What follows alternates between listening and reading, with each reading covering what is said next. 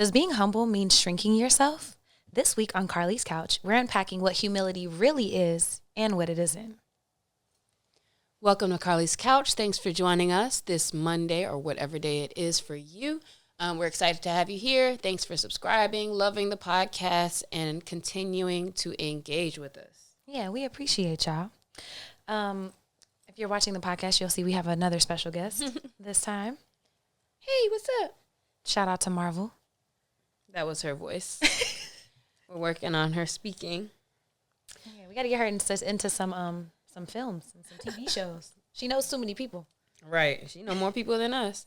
Today we're talking about being humble and humility, which, off the surface, you can be like, all right. A lot of people talk about it as if it's negative, and then, of course, people who speak about it positively. Carlie, what was your inspiration for us talking about this subject today? So I remember when Torian came on the podcast. So if you haven't seen T-Nick's episode, I don't remember what episode, but it was really great. And him talking about that and being humble. And we actually looked up the definition of it, and it wasn't what everybody thought. And then I got that re-triggered because I saw a TikTok where a lady was talking about how she was trying to be humble, but she realized that her humility, or what she thought was humility, was really just her shrinking herself and not playing big. Like, it was keeping her small. And I was like, oh, I feel like we're taught to be humble and that this is such a desired trait and such an admirable thing. But how many people really know what it is? Because even whenever we talked about the definition with T, he was like, oh, I didn't know that was the real definition. Like, I'm so glad I don't have that tatted on myself. Or maybe he did have it. No, I think, like, maybe he did have it tatted on himself. He's like, oh, man, but when I got that, I didn't realize that was the definition. So what is the definition of humble and humility? Having or showing a modest or low estimate of one's own importance. That was the one where I thought that, like, having a low estimate of your own importance. Because you're not important. I mean, I think that still is being humble is that everything's not about it's not about you being important, and it's not about making yourself the main focus of the things that you do. But part of the definition that we saw in all of the ones that we looked at mentions not being arrogant. And so I also wanted to look up, like, okay, so what's arrogance? Because off the top of my head, I'm just thinking that is kind of when you have a particular tone of, like, condescension, a tone of being better than other people, superiority, self-importance. So I think that's where that could come into play with the other one, where it's like, maybe that's more of like, I'm not self-absorbed and self-important.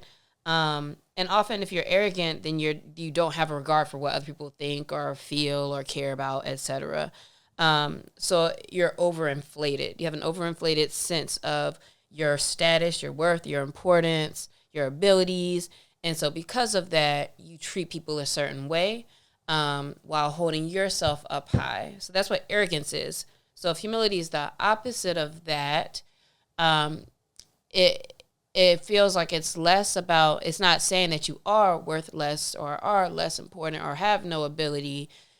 It's just that that is not what you lead with, as far as using that as a way to be better than other people, or like how it impacts your thoughts around your relationships and your importance in the world, maybe. Yeah, I can see that. I think that makes sense. I think that it often, though, gets mixed up with playing small, in a sense, because then you were people like, oh my God, Lexi, you did such a good job on this project. No, I didn't. And it's not like a real, like, oh, but like, keep going. It's like, no, I'm not taking the time to recognize my actual own worth. And you could start to underestimate your own worth. Not saying you're more important than anybody else, but you should at least be important to yourself. And you should at least be confident in your own abilities. And I think sometimes, and I think like the content creator who, had the video, I can't remember where it was, but was saying that her confusion for humility was to play small and to underestimate her own abilities and her own worth and her own showing up in spaces. Yes, and that's not what humility is. So that's why we're having this conversation around catching that and identifying with yourself where you fall kind of on this scale of humility, arrogance, self-importance. but also making sure that there's humility and also false humility, which we'll get into as well. So a couple of the common misconceptions around humility is that humility does not mean self-deprecation.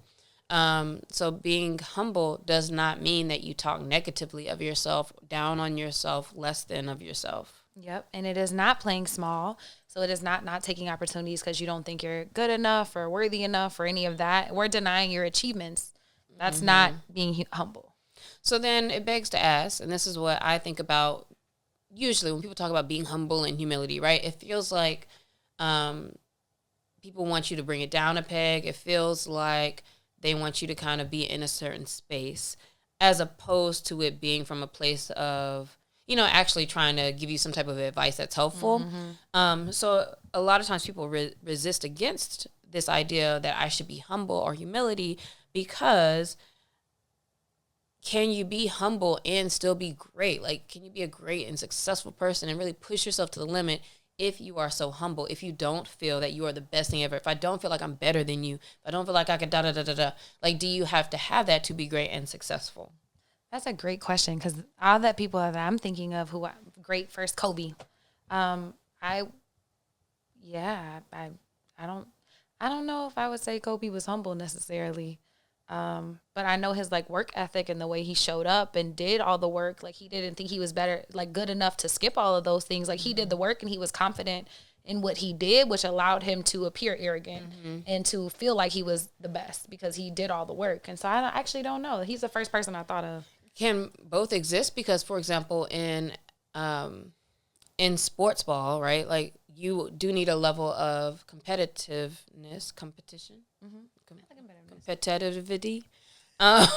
And also something you said about Kobe too that I was thinking about is that I think there actually is a lot of humility and being focused on process and actually being great, because one of his things, like, he didn't just talk junk to be talking junk, and he really was putting crazy work in so that when he spoke on himself, it was the truth. And if what you're speaking is the truth, then that is not, you're not self-deprecating, you're not lowering yourself, and it's not arrogance. Yeah, and it could be, there could be ways that you are arrogant, but I think that also could be a great show of humility if you look at it that way.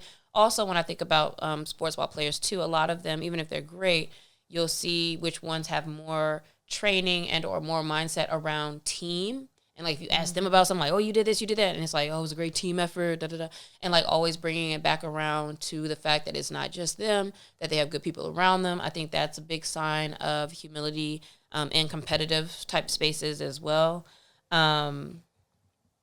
What else? Are there other? I think there are other like leaders and folks who practice humility. Pharrell, I think he's like one of the most humilitious people, humble people that I can think of, because literally if you watch his interviews from, I don't know how long back he's been doing it, but every time you watch his interviews, everybody's always trying to compliment him and give him his compliments. And he does accept them. So also being humble does not mean you don't accept your compliments, but he'll be like, thank you. And it's always more, like, it's always about something bigger. It's never very absorbed. You can almost like see like the things come into him and like kind of just like bouncing off, but also everything does. So you can tell when there is a strong core in somebody to where whatever you're saying is not really a needed thing.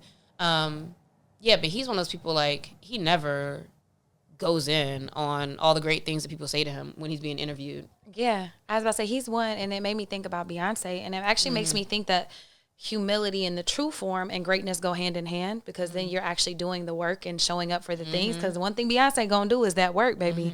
And how can you not be great? How can you not be whenever you're showing up? But also, she's never boasting. She's never applying to the nonsense. Even because she don't really talk to people no more. But in her old interviews, even back then, she didn't. Like when they was trying to get her to rag on Destiny's Child after she left and do other stuff, she never did any of that stuff. She always shouted them out. And so I think she's probably a great example of how those things can go hand in hand too. But knowing your worth, like the actual definition of humility.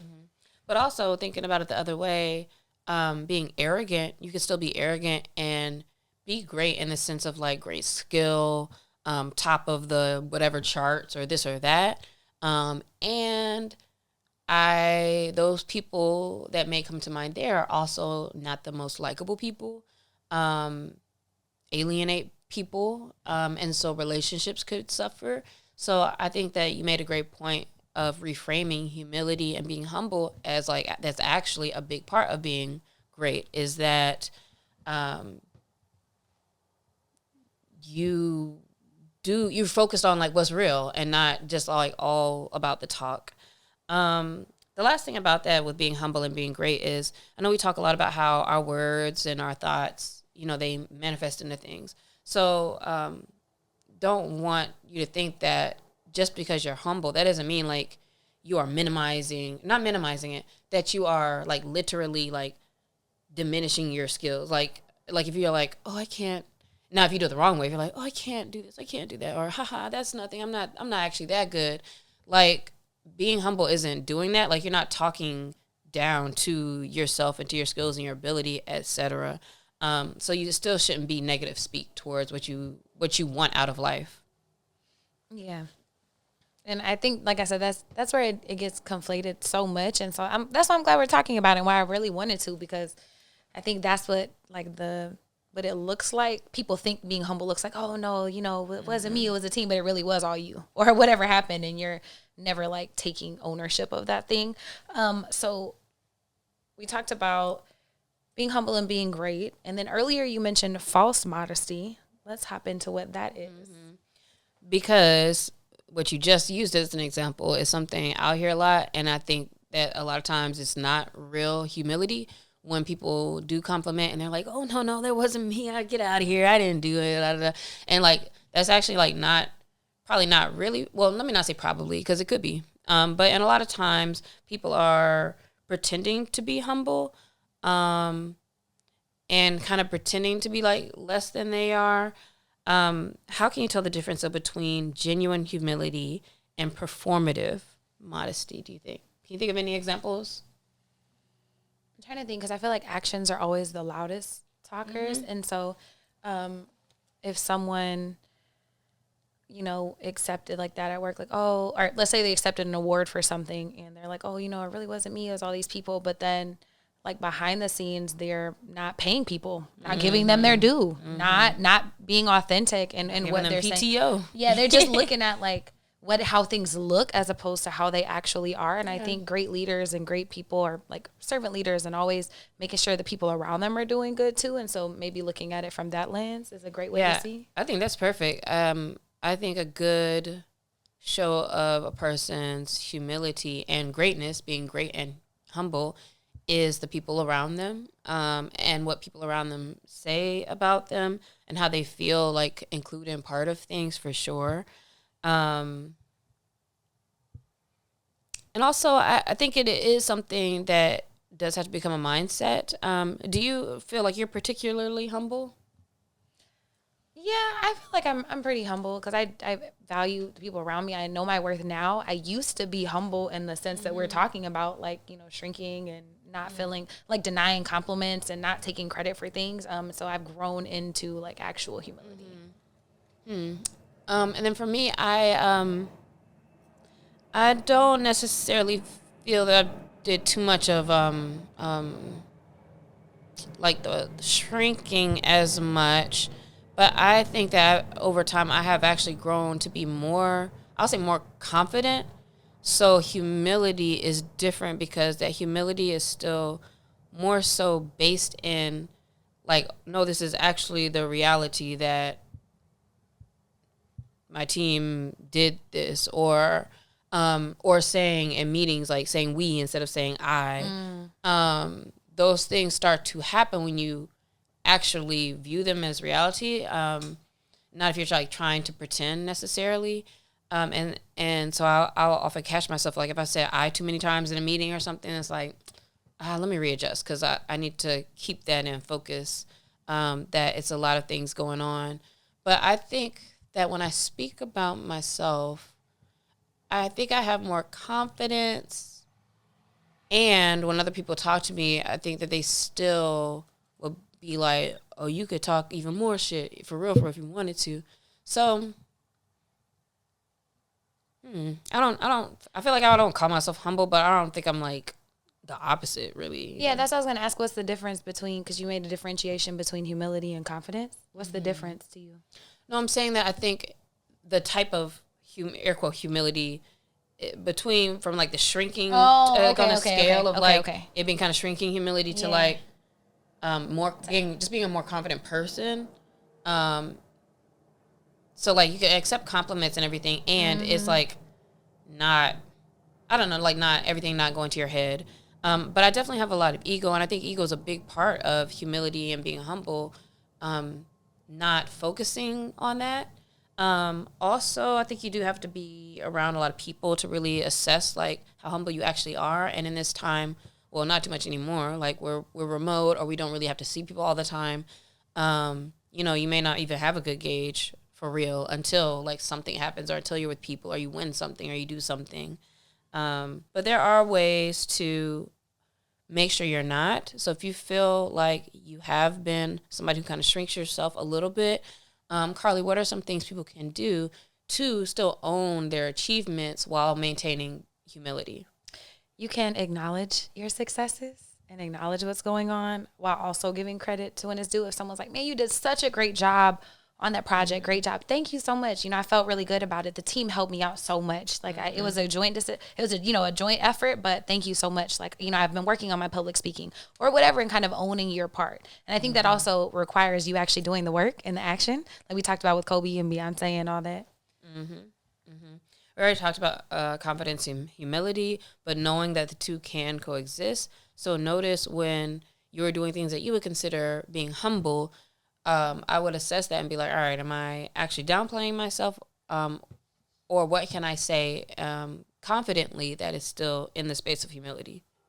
Yeah, I think something else is just being willing to talk about the things that you've done shows confidence. So being able to accept compliments, but also being able to share about your work and not feel like you're boasting just because you're telling things of how they are. And that can probably also help expand your network and get you new opportunities and things, because people don't automatically just know what we do. And if you're so quote unquote humble, you never talk about stuff, nobody can ever meet you where you are because they don't know what it is that you do. Mm-hmm. Yes, because just because you're humble doesn't mean you don't need to make sales. So since you still got to get on LinkedIn and be like, this project went great. Wow. Here's some numbers. Write me a check. Like you still got to do what you got to do. This is what I used to teach with in regards to social media, is that like on social, if you're like a brand or, a bigger thing, then really your goal is like you want people to talk about you. So that way you're almost like the reflection and amplifying what's said about you. And you're not the person who's like, I'm great. Like you do the work, and hopefully you have fruits and results that you can amplify. And if you don't have other people who can amplify them, then that means you're kind of working in a vacuum anyway. So I would assess like who are the people you impact and who gain from whatever you do or however you do things, and they should be the ones who can speak of you. But also now when you're spoken of, don't necessarily downplay it. Share that with people and say thank you and acknowledge that. I think that's the biggest difference. Like when we think about humility and insecurity, I think people are using being humble and having humility as a mask for fears. So maybe you're scared to fail, and so you're scared to even try, and so you're like, oh, I'm so humble, I'm not good enough for this opportunity, and I'm not going to do that. And so